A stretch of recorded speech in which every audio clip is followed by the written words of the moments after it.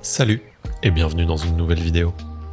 J'en ai fait une routine depuis le début de l'été. Le matin, je travaille sur mon mur en pierre qui intègre un escalier pour accéder à la terrasse supérieure. Et ça, toujours sous l'œil avisé de l'inspectrice. J'en suis maintenant à plus de la moitié du mur, car à chaque marche que j'installe, la longueur du mur restant à construire diminue de quelques dizaines de centimètres. Et ça fait plutôt du bien au moral. Car je ne compte plus les heures, ni même les jours qu'il a fallu pour en arriver là.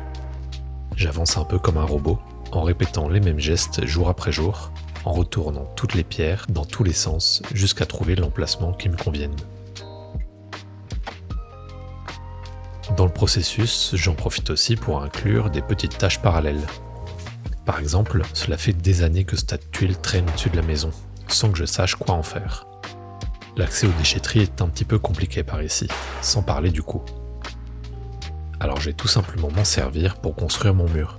Ce sont des tuiles en terre cuite, inertes, et elles seront parfaites en remblai derrière les grosses pierres visibles.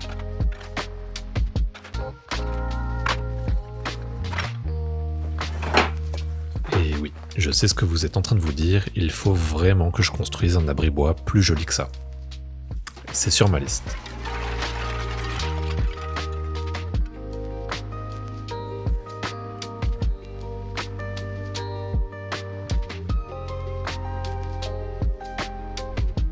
Pendant que Caillou fait la sieste, je casse les tuiles récupérées en morceaux assez petits, afin de remplir les petits espaces entre les pierres de façade. Plus le mur monte, plus le volume à combler derrière augmente. Alors à un moment, il faudra bien que j'y amène un peu de terre aussi. On verra ça plus tard. D'ici, on se rend aussi compte de la largeur du mur, qui est assez impressionnante. Ça devrait être largement assez solide pour retenir la poussée du terrain derrière.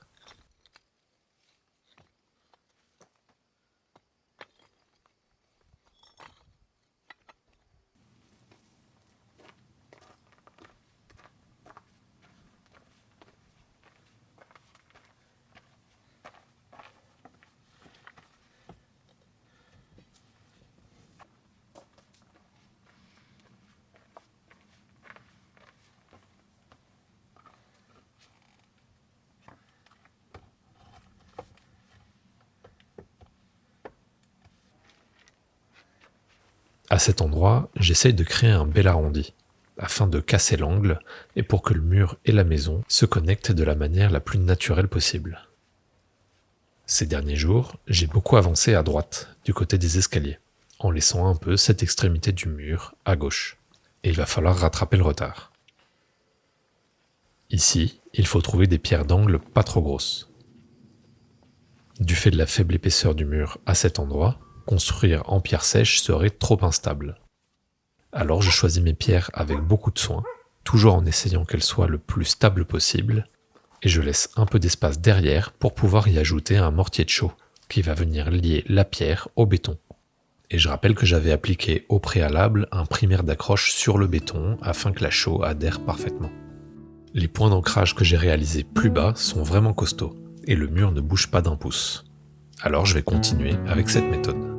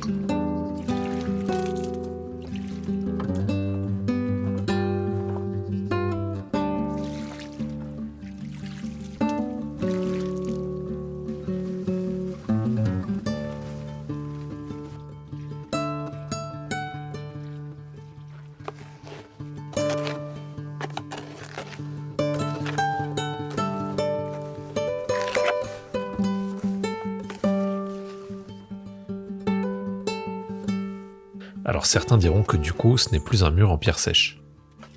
Et c'est vrai pour cette petite section. Mais le reste du mur, sur sa grande majorité, est quand même bâti sans mortier. Je fais mon mortier assez coulant, ce qui va lui permettre de bien pénétrer entre les pierres.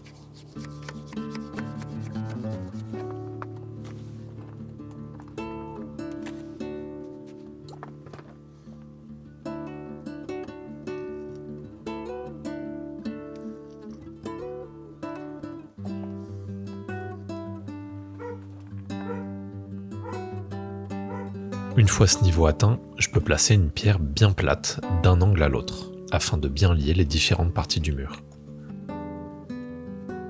La pierre suivante sera à nouveau croisée dans l'autre direction, et ainsi de suite jusqu'en haut du mur.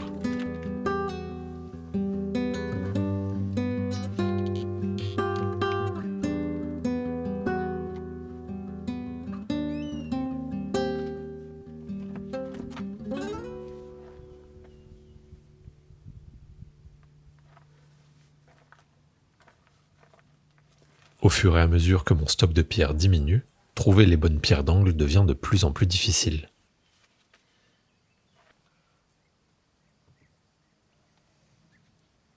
Je fais aussi le tri des pierres qui ne présentent aucune face assez jolie pour être placées en façade. Elles trouveront quand même leur place à l'arrière du mur, avec un rôle tout aussi important.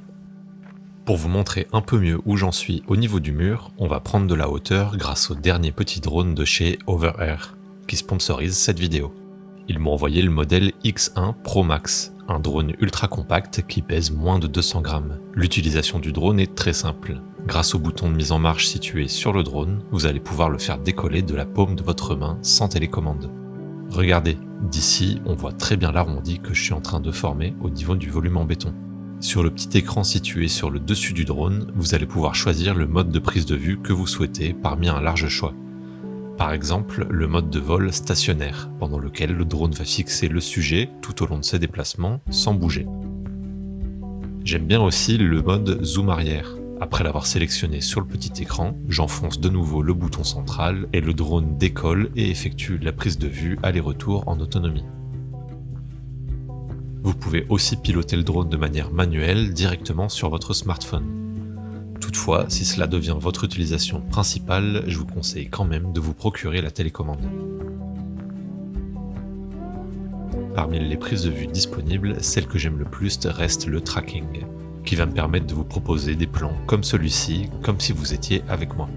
Plus, l'angle de vue est vraiment sympa. L'objectif de 17 mm permet de filmer un angle jusqu'à 104 degrés, et au niveau qualité, vous pourrez filmer vos aventures en très haute résolution, jusqu'en 8K et 30 images par seconde, ou 4K et 120 images par seconde. Plutôt impressionnant pour un si petit objet. Personnellement, j'apprécie aussi beaucoup les protections autour des hélices, qui permettent de prendre quelques risques en plus dans les prises de vue. Et pour le faire atterrir, rien de plus simple, il suffit de tendre le bras et le drone viendra se poser dans votre main tout seul. Avec son tout petit gabarit, il peut aussi venir glisser le drone dans sa poche sans crainte d'abîmer les hélices. Le X1 Pro Max est vraiment un super petit drone léger et compact, avec une qualité d'image incroyable et qui tient dans votre poche. Il peut être déployé en quelques secondes seulement et vous accompagner dans toutes vos aventures. Si vous êtes un peu plus intéressé que Caillou, je vous laisse un lien en description pour aller jeter un œil sur le site de Overair, que je remercie encore pour avoir sponsorisé cette vidéo.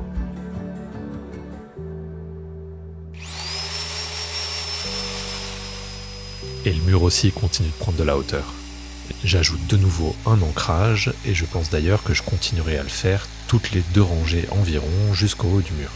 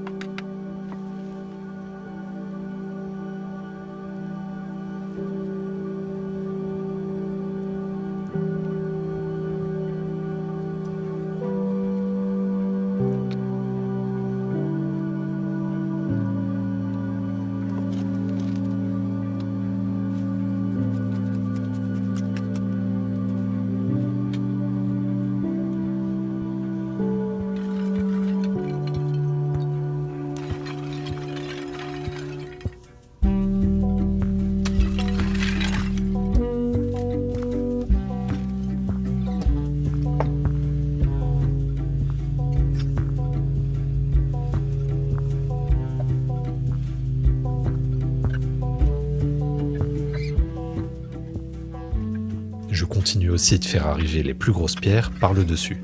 Ça me facilite vraiment le travail. Comme ça, je peux continuer à utiliser de gros blocs pour les marches de l'escalier et créer quelque chose de vraiment confortable à monter et descendre et de très stable. Avant de passer à la pierre suivante, je fais donc attention que chacune d'entre elles soit calée à la perfection.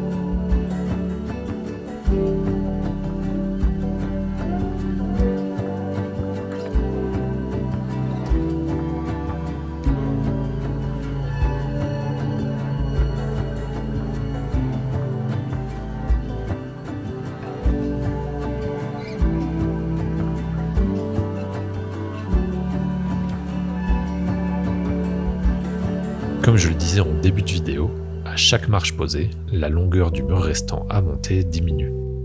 Et avec des grosses pierres comme celle-ci, je commence à voir mes progrès de plus en plus vite. Mais il fait encore extrêmement chaud. Et lorsque le soleil passe au-dessus de la maison, je préfère arrêter de travailler. Et ce n'est pas plus mal, car cette semaine, je reçois la visite de ma petite sœur, Céline. On va donc pouvoir passer un petit peu de temps ensemble, visiter des villages, découvrir des coins secrets où se rafraîchir, oublier le temps qui passe, profiter de la nature, mais aussi et surtout cueillir des noix. Et oui, j'ai un noyer sur une de mes terrasses qui n'a jamais donné de noix mûres. On va donc essayer de les récolter quand elles sont encore vertes pour en faire du vin de noix. Pour ça, il faut théoriquement récolter ces noix entre le 22 juin et le 24 juillet. Et on est un peu en retard. On va avoir besoin d'environ 6 noix par litre de vin de noix, soit environ 80 noix dans notre cas.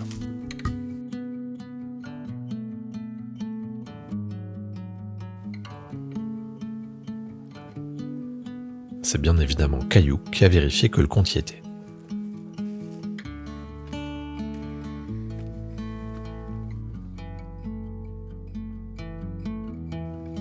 Le vin de noix est un vin de macération. Il va donc nous falloir un gros contenant.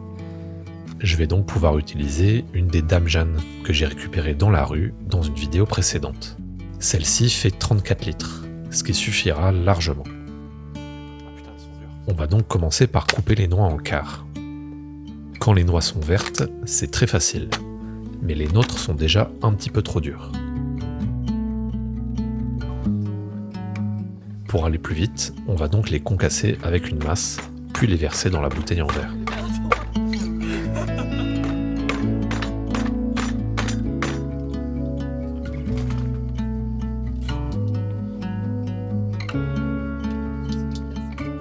On ajoute ensuite le sucre. C'est une quantité assez impressionnante, mais on suit une recette.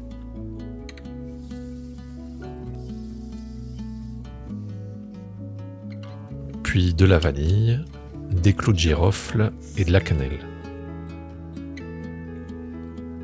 Puis on ajoute l'eau de vie, entre 40 et 60 degrés de teneur en alcool.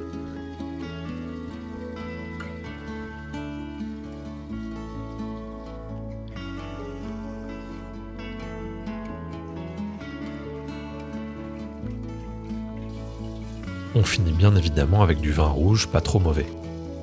Dans notre cas, 12 litres, ce qui nous permettra d'obtenir environ 15 litres de vin de noix.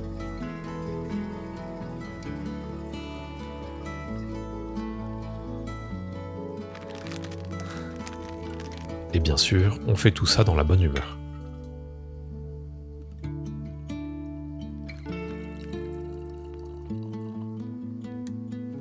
Afin que le sucre se dissoude entièrement dans le liquide, on va terminer en remuant bien le mélange. Dites-moi en commentaire si vous connaissiez cette recette. Pas mal déjà. Ah ouais, j'avoue, c'est bon. Est-ce que ça sent déjà beaucoup la vanille? Non. Coup de girofle? Non, déjà, non. Je sais pas, on dirait comme si... T'as mis du vin rouge dedans? Ça sent peut-être un peu le vin rouge. On dirait qu'il y a comme... Il y a comme une arrière-odeur. Ensuite, le vin de noix va macérer pendant au moins 40 jours avant de pouvoir être mis en bouteille et d'être dégusté. Ce vin de noix est loin d'être la seule préparation culinaire qu'on ait faite ensemble cette semaine. Mais ça, ce sera pour la prochaine vidéo. Merci d'avoir suivi et à bientôt.